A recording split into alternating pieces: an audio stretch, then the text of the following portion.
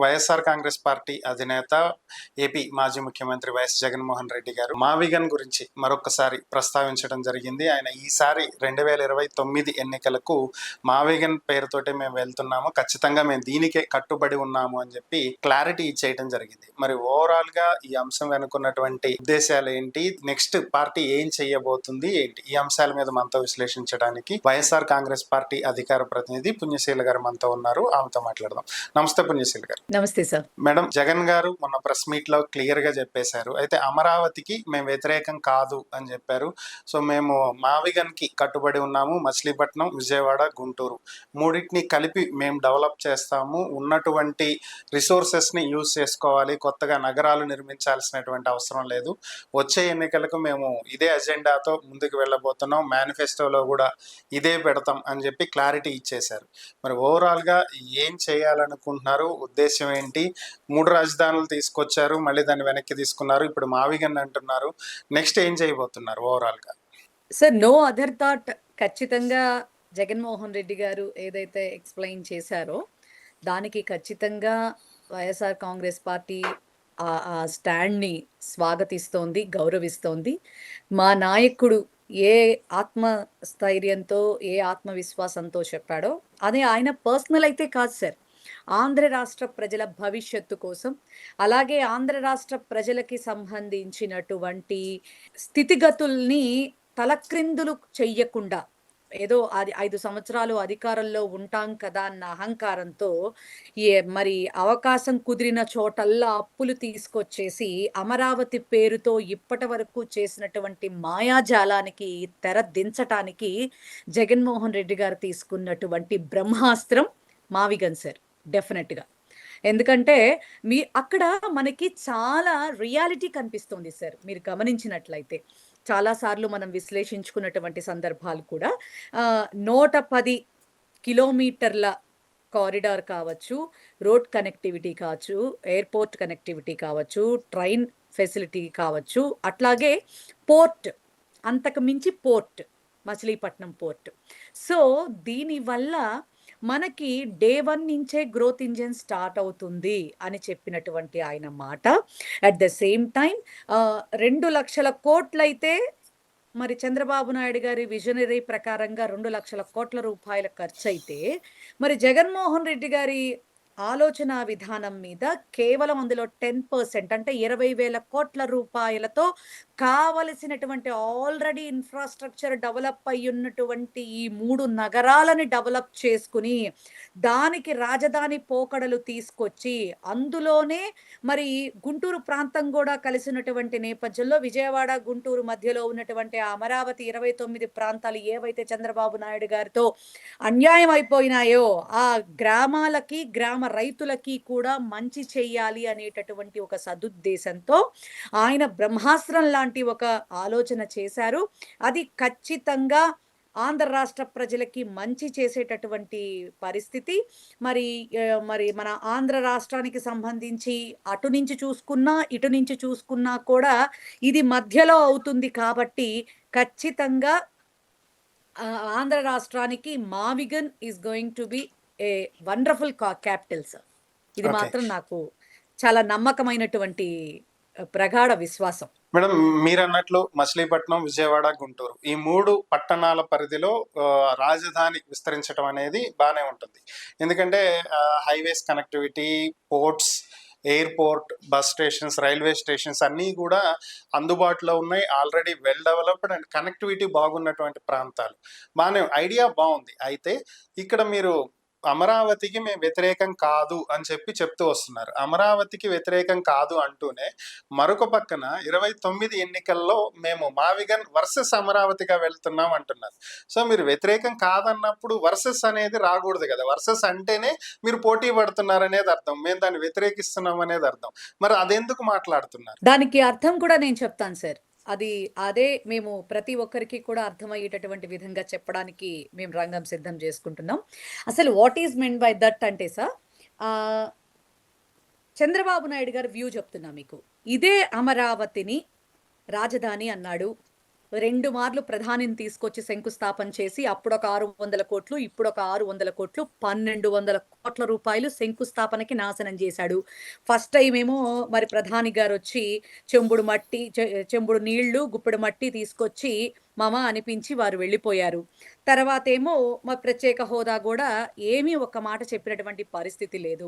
ఇది డెవలప్ చేసుకోవడానికి కూడా గ్రాంట్ ఇస్తానని సెకండ్ టైమ్ శంకుస్థాపనలో పోనీ కనీసం ప్రత్యేక హోదా అనౌన్స్ చేయకపోయినా, ఈ రాజధాని కట్టుకోవటానికి ఆంధ్రప్రదేశ్ వాస్తవ్యులకి మరి 600 కోట్లతో శంకుస్థాపనకి ఆహ్వానించిన చంద్రబాబు నాయుడుకి కనీసం ఒక షూరిటీ ఇచ్చారా ప్రధాని?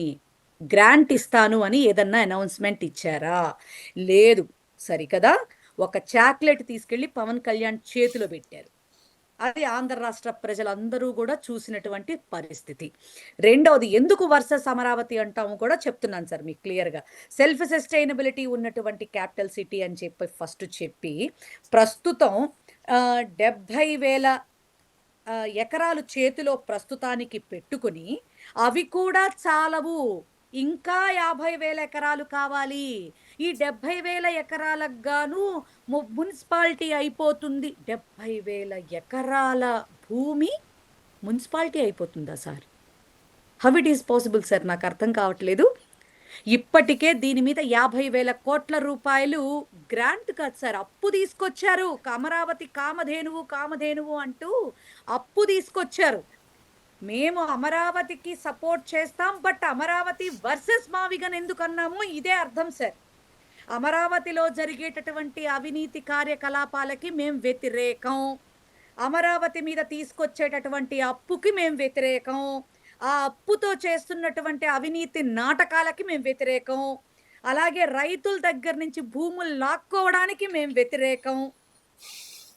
కాబట్టి జగన్మోహన్ రెడ్డి గారు అంత ఇన్నర్ ఇంటెన్షన్‌తో మాట్లాడినటువంటి పరిస్థితి sir. At the same time అమరావతికి సపోర్ట్ చేస్తున్న డే 1 నుంచి కూడా మేము అమరావతికి సపోర్ట్ చేస్తామనే చెప్పినాం.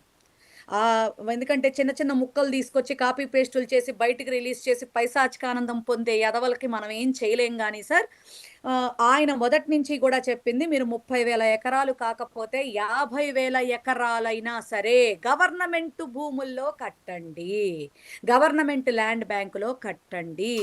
ఇంతంత అప్పు తీసుకురావడం కాదు, గ్రాంట్ ఏదైనా అడిగే ప్రయత్నం చెయ్యండి అని ఆయన మొదటి నుంచి నెత్తి నోరు కొట్టుకుంటా ఉన్నారు. మీరు గమనిస్తే సార్, ఆయన ఎందుకని అమరావతి రైతుల భూముల జోలికి వెళ్ళలేదు అంటే, వాళ్ళకి ఏ రకంగా చంద్రబాబు నాయుడు ఏ రకంగా వాళ్ళని మోసం చేశాడో ఆ మోసాన్ని కంటిన్యూ చేయాలనుకోలేదు జగన్మోహన్ రెడ్డి గారు. ఎందుకంటే ఆయన వాస్తవికతలో ఉండేటటువంటి వ్యక్తి, వాస్తవాన్ని మాత్రమే ప్రజలకి చూపించి ఆ నిజంలో నడవాలనుకునేటటువంటి మనిషి జగన్మోహన్ రెడ్డి గారు. మీరు గమనించండి, ఆయన ఒక వర్డింగ్ మిస్టేక్ సార్.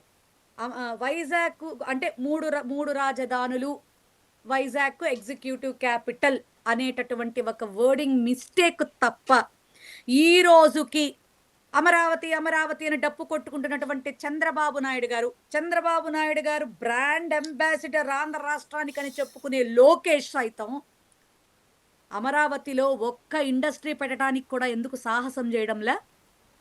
ఏ ఇండస్ట్రీ అయినా వైజాగ్ వైపే ఎందుకు చూస్తోంది? there is so much facilities are there sir.